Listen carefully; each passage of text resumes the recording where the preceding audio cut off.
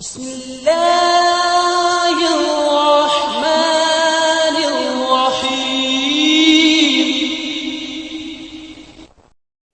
আসসালামু আলাইকুম ওয়া রাহমাতুল্লাহি ওয়া বারাকাতুহু।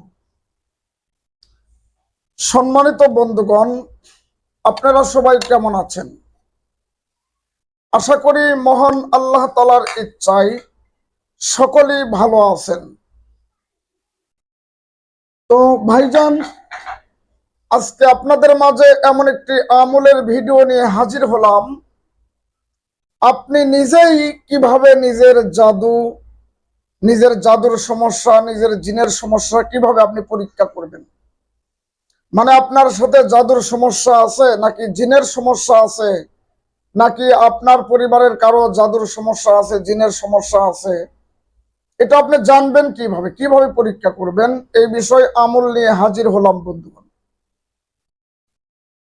তো বন্ধুগণ, এই আমল খুবই পরীক্ষিত, খুবই কার্যকর একটি আমল আপনাদেরকে দিতে চলেছি।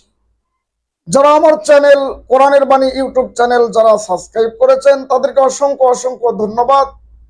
যারা এখনো সাবস্ক্রাইব করেন নাই, সবার আগে ভিডিও পাওয়ার জন্য এখনই সাবস্ক্রাইব করে দিন, যাতে করে সবার আগে ভিডিও পেয়ে যান।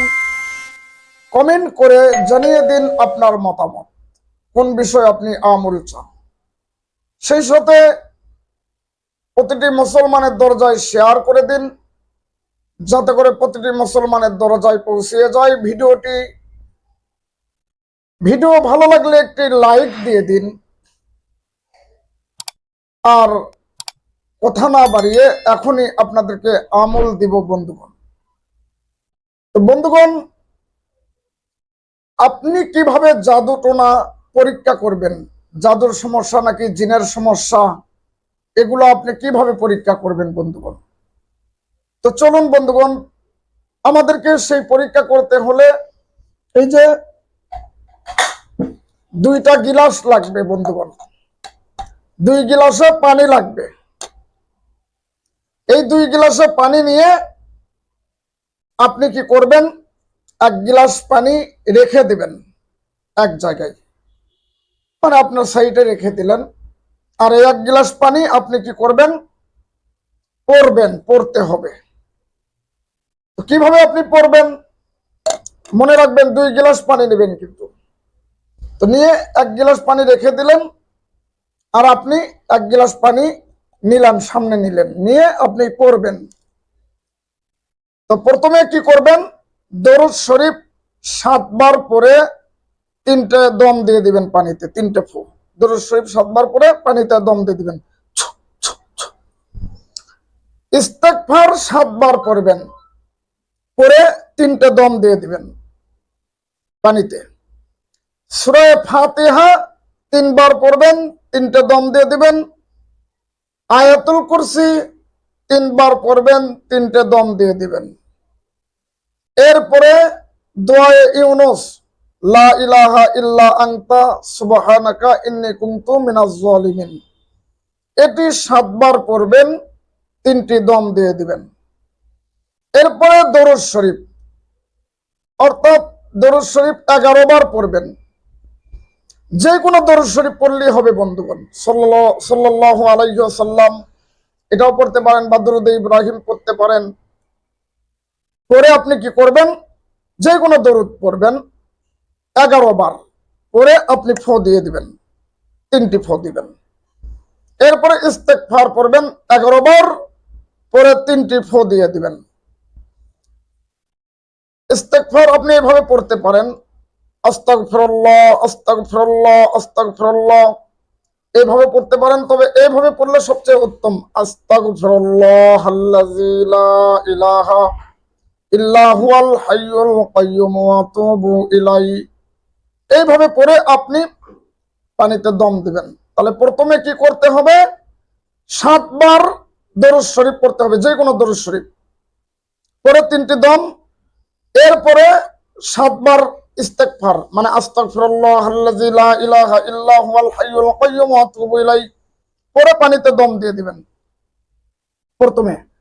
তারপরে কি করবেন, সূরা ফাতিহা 3 বার পরে পানিতে দম দিয়ে দিবেন 3টি করে সূরায়ে আয়াতুল কুরসি পড়ে আপনি পানিতে দম দিবেন 3টি। এই আমলগুলো করবেন। লাস্টে লা ইলাহা ইল্লা আনতা সুবহানাকা এটাও 7 বার পরে দম দিয়ে দিবেন। বলে দিছি আমি কিভাবে বলে দিছি, আগের কথাগুলো খেয়াল করবেন। তো বলি, এরপরে দরুদ শরীফ 11 বার, ইস্তেগফার 11 বার পরে দম দিয়ে দিবেন। আপনার পানি প্রস্তুত হয়ে গেল, আপনার পানির আমল শেষ। এখন আপনি যেই পানি পড়েছিলেন ওই পানি আপনি খেয়ে দেখবেন। পানি যেই পানি পড়েন নাই আপনি সেটা নেবেন। ধরেন আপনি এটা পড়েছেন, এটা এই সাইডে রাখলেন, এটা আপনি পড়েন নাই, এটা আপনি পানিটা খেয়ে দেখবেন এই পানিটা কেমন লাগে। তো এই পানিটা সাধারণ আপনাকে নরমালি লাগবে, পানি যেই স্বাদ সেই স্বাদই পাবেন। আর এই পানিটা এবার দেখেন, আপনাকে যদি জাদুর করে থাকে কেউ বা জিনের সমস্যা হয়ে থাকে আপনার উপরে, তো পানিটা এবার এটা খেয়ে দেখবেন, বা যাকে আপনি খাওয়াবেন তাকে বলবেন পানিটা কেমন লাগলো। তো তখন ওই ব্যক্তি যদি জাদুর সমস্যা হয়ে থাকে তাহলে বলবে পানিটা আমাকে তিতে লাগতেছে। তো তখন বুঝবেন যে জাদুর সমস্যা, পানি তিতে লাগলে জাদুর সমস্যা। পানি যদি টক হয়ে থাকে, টক জাতীয় বা মিষ্টি হয়ে থাকে, হালকা মিষ্টি লাগতেছে বা টক লাগতেছে, তাহলে বুঝবেন যে ব্যক্তির জিনের সমস্যা।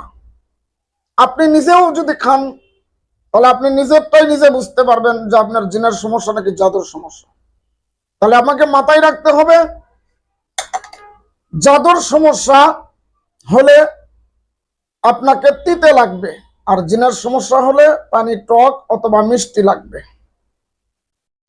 আর যদি পানি কষ্টা কষ্টা লাগে তাহলে বুঝে নেবেন যে আপনার উপর জিন জাদুর প্রভাব পড়তে চলেছে। এখনো পড়ে নাই কিন্তু পড়তে চলেছে। আর পানি যদি সাধারণই লাগে, মানে এই গ্লাসের পানি যেমন আপনি খালেন, পানি পোড়া, এটা তো পড়েন নাই আর এটা পড়েছিলেন, তো এই নর্মাল পানি যখন আপনি খাইলেন সাধারণ পানির মতোই লাগলো। এই পোড়া পানি যখন খাবেন যদি সাধারণ পানির মতো লাগে, তখন আপনি বুঝবেন আপনার জিন জাদুর কোনো সমস্যা নাই, জিন জাদুর কোনো আসর নাই। আপনাকে তখন কি করতে হবে? ডাক্তারের ট্রিটমেন্ট নিতে হবে, ডাক্তারের কাছে যাইতে হবে।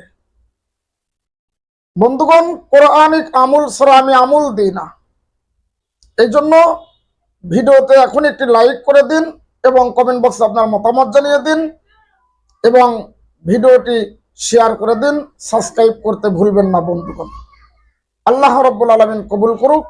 আল্লাহুম্মা আমিন।